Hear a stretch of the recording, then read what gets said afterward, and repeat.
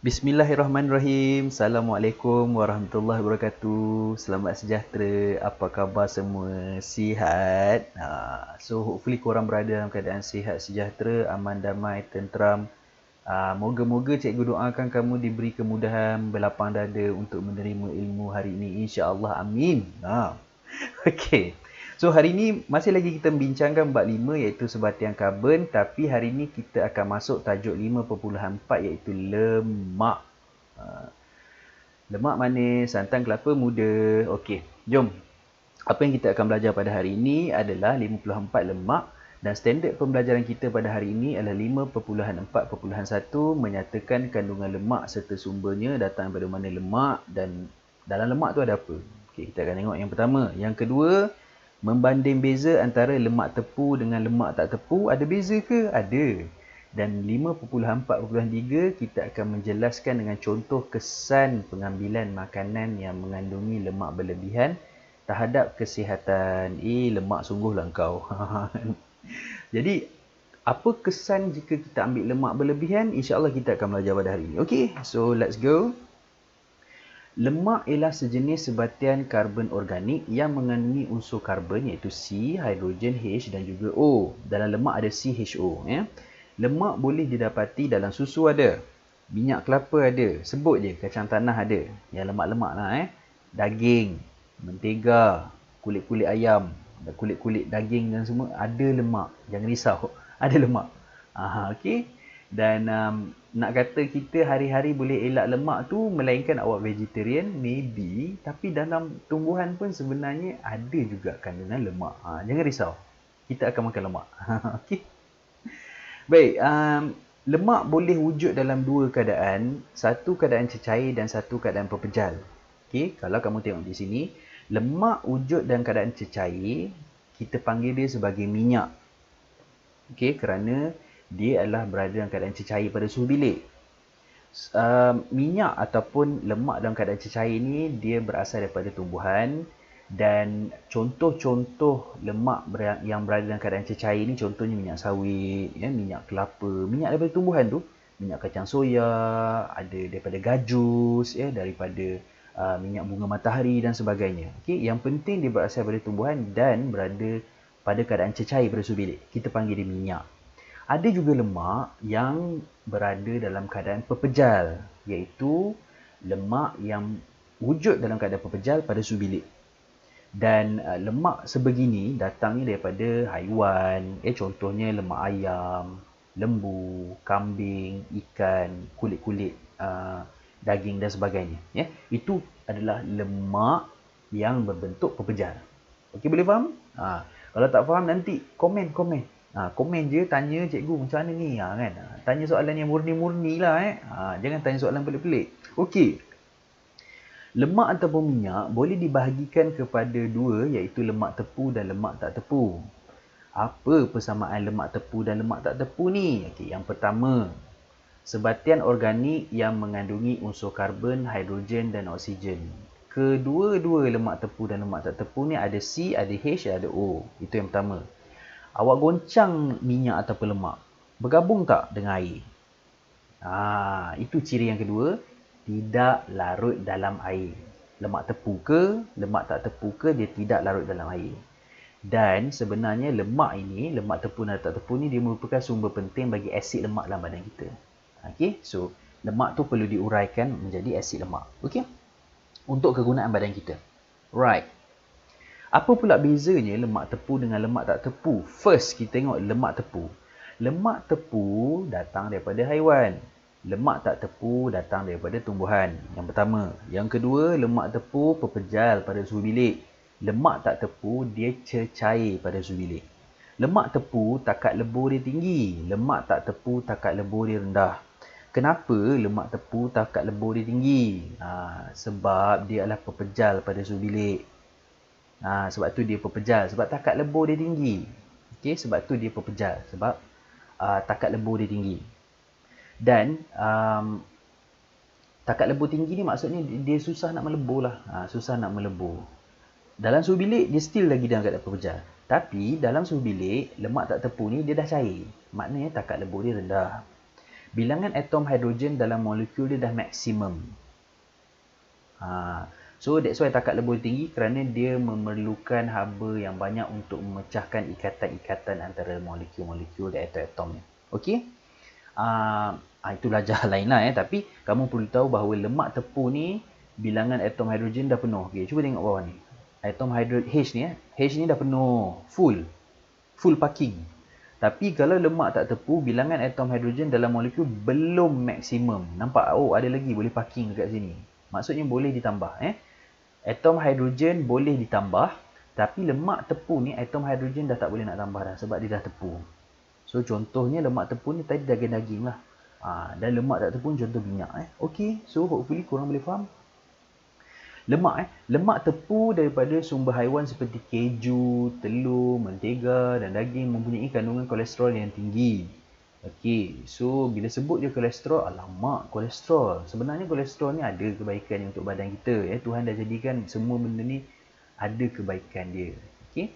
So yang pertama, apa fungsi kolesterol bagi tubuh badan kita? Pertama, kolesterol ni penting sebagai komponen dalam membran sel.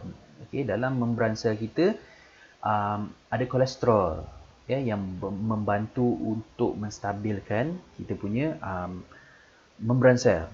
Okay. Dan kolesterol juga penting untuk mensintesis jus hempedu dan juga hormon seks. Dan kolesterol juga penting untuk penghasilan vitamin D pada kulit yang terdedah kepada cahaya matahari. Okay. So, berjemurlah untuk dapat banyak vitamin D. Sumber makanan yang mengandungi kolesterol. Ini nak tahu ni, makanan apa yang ada banyak kolesterol? Pertama, organ dalaman seperti otak, jantung, limpa, buah pinggang, hati ni organ-organ dalaman lah dan telur ikan, kepala ikan bilis dan juga udang, telur dan produk yang mengandungi telur contohnya mayonis. So guys, sedap nasi lemak ni. Tapi kalau ada kepala ikan bilis, kalau ada santan-santan, confirm memang ada. Benda tu sedap kan. Jadi lemak pun sedap lah dalam tu. Jadi itu antara sumber-sumber lemak. So kena kurang-kurangkan sikit. Nak makan tak salah, tapi kena kawal lah makanan tu. Lemak merupakan sumber tenaga penting kerana lemak membekalkan asid lemak yang perlu dalam badan kita. Lemak juga merupakan sumber vitamin adik, iaitu vitamin A, vitamin D, vitamin E dan vitamin K.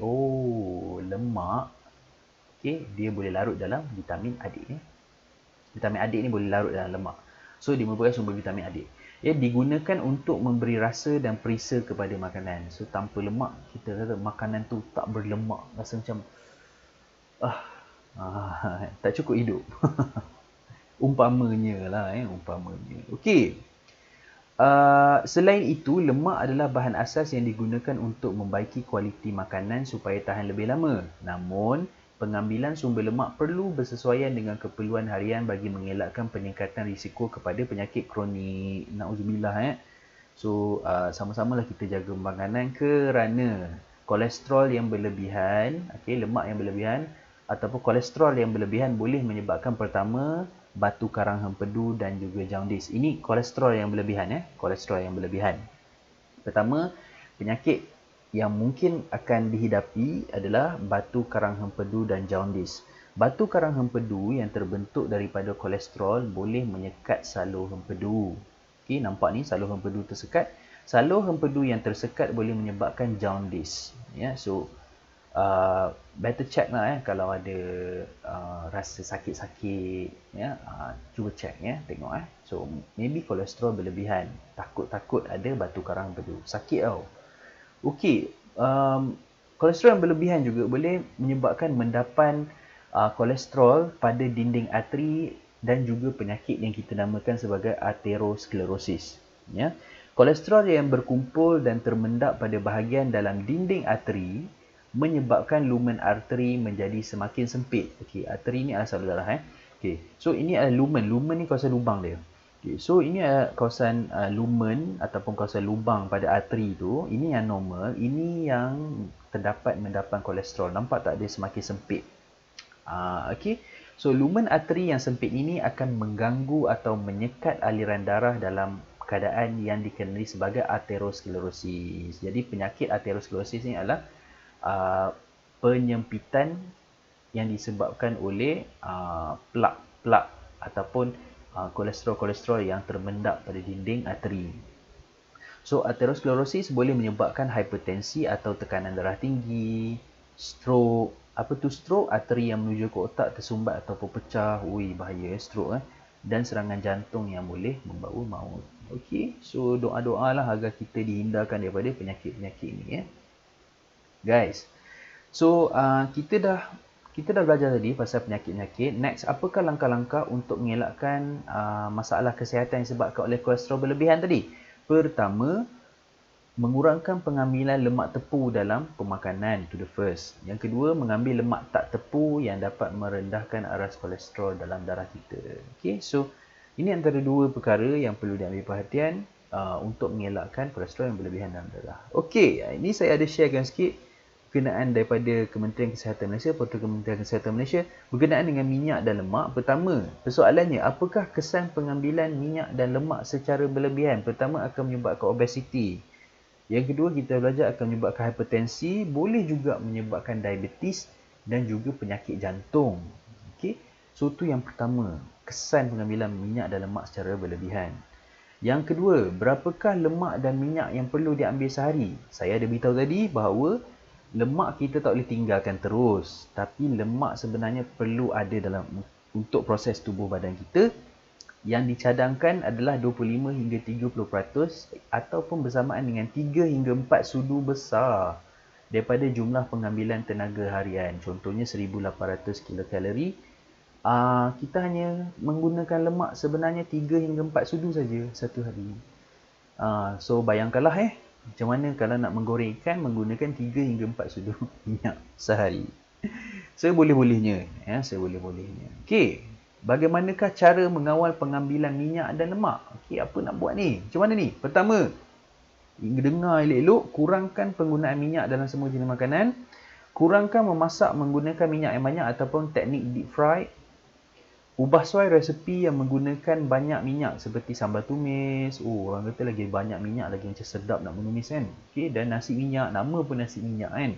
So kurang-kurangkanlah ataupun kita ubah suai sikit. Masakan tu ya. Apabila memesan hidangan, minta bang kurangkan sikit minyak. Beritahu dia. Dan pilih masakan yang menggunakan sedikit minyak, lemak dan santan. Kalau boleh pilih-pilihlah makanan. Janganlah makan selalu sangat. Okey, so itu saja untuk kelas cikgu pada hari ini. Kalau suka boleh like dan share dengan kawan-kawan. Kalau rasa bermanfaat, insya-Allah boleh amalkan. Mana tahu kita boleh hidup sihat sama-sama, aman damai, tenteram dan boleh menjawab exam nanti. So terima kasih cikgu, love you all, thank you so much, bye bye, assalamualaikum.